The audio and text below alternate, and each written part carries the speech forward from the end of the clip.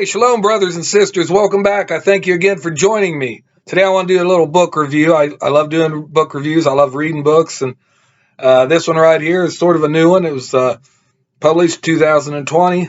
It's by Jeffrey L. Gross, and it's called Jerusalem, the City of God right here. Now, this book is like other ones, in my view, a unique book. It discusses a little bit of the history of the Jerusalem, the Bible.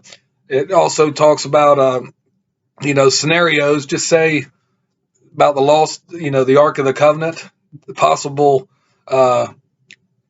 places that it could be, where it went, things like that. There's possible, did it, Knights Templars get it? Is it buried? Is it in Ethiopia? Did Jeremiah take it to Ireland with him, along with Zedekiah's daughters? And then there's, the other one is like the true temple location, where is it on the Temple Mount? There's I think there's something like 10 or 11 theories about where the real temple, first and second temple, is located. And it's a good book. There's a lot of information in here. It was published by Pace Turner Press and Media. And I'm not familiar with Jeffrey Gross.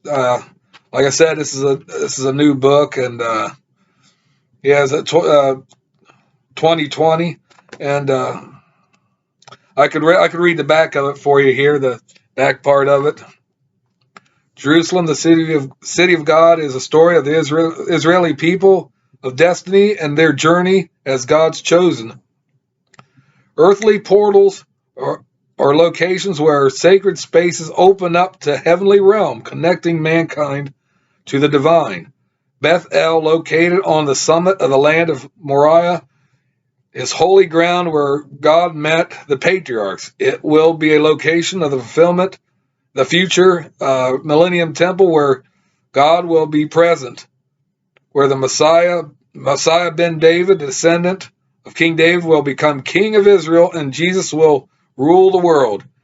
An area of greater Jerusalem, from Shechem in the north to Shiloh and Bethel in the south, where the biblical patriarch Abraham was promised the land of Canaan as an everlasting possession to his descendants, and patriarchs Isaac and Jacob built altars and experienced the divine.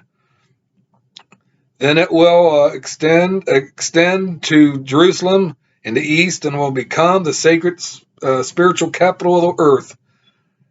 The history of the Israeli people is discussed. The nation of Israel began with the biblical Exodus, when God freed the Israelites from slavery in Egypt, when Moses received instructions from God on Mount Sinai in Arabia to construct a tabernacle where God would appear to the Israelis and would make a covenant with them to bless them if they followed the rules and rituals of biblical Mosaic law, or to curse them if they did not. God selected Abraham and established an ancient Chaldean blood covenant with him, the Abrahamic covenant. When God brought Abraham out of Ur of the Chaldeans to the land of Canaan, it was first for the salvation of his descendants, the covenant people of Israel, and then for redemption of all mankind.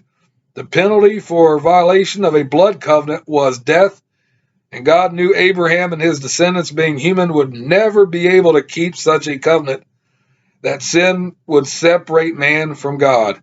So he sealed the covenant with himself. God's plan from the beginning was to send his eternal Son, Yeshua, to earth in the likeness of a human being in order to redeem mankind.